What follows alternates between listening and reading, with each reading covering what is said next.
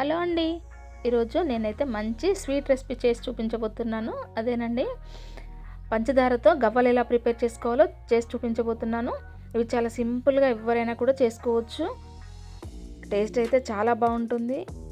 ఇవి ఇంట్లో పండగలప్పుడు కానీ, లేదు ఇన్స్టాంట్గా ఏదైనా స్నాక్ చేయాలనుకున్నప్పుడు అప్పటికప్పుడు పిల్లలకి ఒక 10 నిమిషాల్లో చేసి ఇవ్వచ్చండి. అంత ఈజీగా సింపుల్గా చేసుకునేవి. టేస్ట్ మాత్రం బయట క్రంచీగా, లోపల సాఫ్ట్గా, స్వీట్గా చాలా బాగుంటాయి. Welcome to my channel.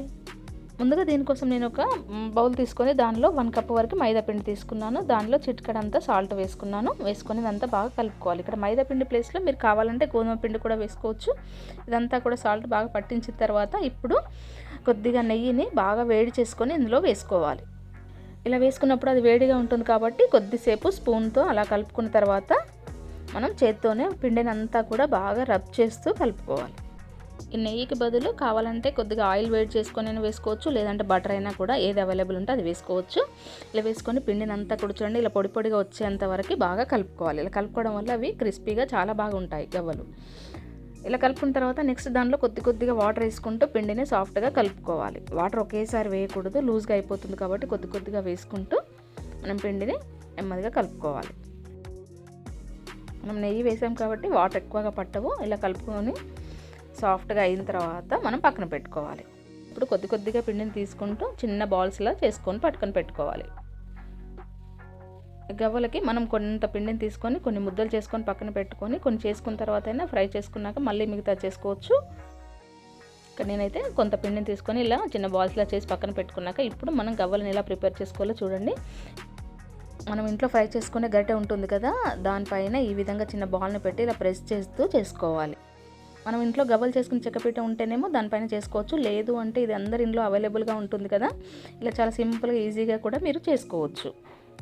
చిన్న బాల్ తీసుకొని ఇలా జస్ట్ స్టార్టింగ్ నుండి ఇలా ప్రెస్ చేస్తూ వదిలేస్తే మనకు షేప్ అనేది పర్ఫెక్ట్గా వస్తుంది. ఇలా అన్నీ కూడా ఇదే ప్రాసెస్లో చేసి పక్కన పెట్టుకోవాలి. చాలా సింపుల్ అండి, ఇది చిన్న పిల్లలు కూడా ఈజీగా చేసేస్తారు.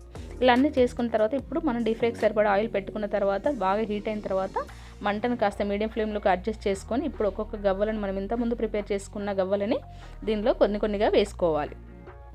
వేసుకొని వెంటనే కదిలించకుండా ఒక 1-2 సెకండ్స్ అలా ఆగిన తర్వాత ఇప్పుడు అవి కొద్దిగా ఫ్రై అవుతున్నప్పుడు మనము గంటతో ఇలా కలుపుకోవాలి.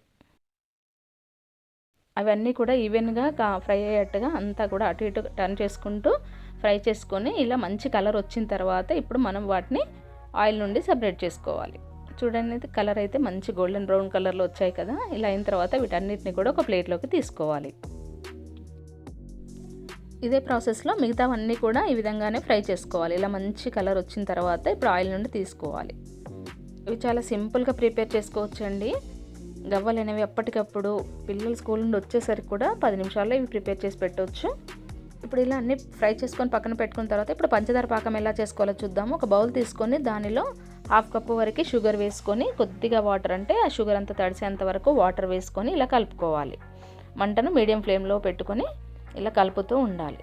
పాకం అనేది చాలా త్వరగా వచ్చేస్తుందండి. ఇలా కలుపుకుంటూ ఉండాలి, లేదు అంటే అడుగున షుగర్ అంతా ఇలా గట్టిగా పట్టేస్తుంది. పండగలప్పుడు కూడా ఇలా మంచి స్వీట్ ఐటెం కూడా ఇంట్లో చేసుకోవచ్చు. మనం 1 కప్ మైదాకి మనకి ఇక్కడ 1/2 కప్పు సరిపోతుందండి.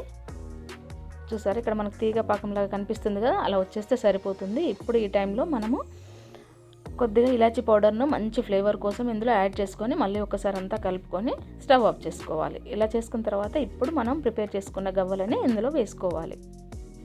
ఇలా వేసుకొని ఆ షుగర్ పాకం అంతా కూడా ఈ గవ్వలకు పట్టేట్టుగా బాగా కలుపుకోవాలి. వెంటనే ఇలా బాగా కలుపుకొని విడివిడిగా ఒక్కొక్కటి కూడా మనం ఒక ప్లేట్లోకి తీసుకోవాలి.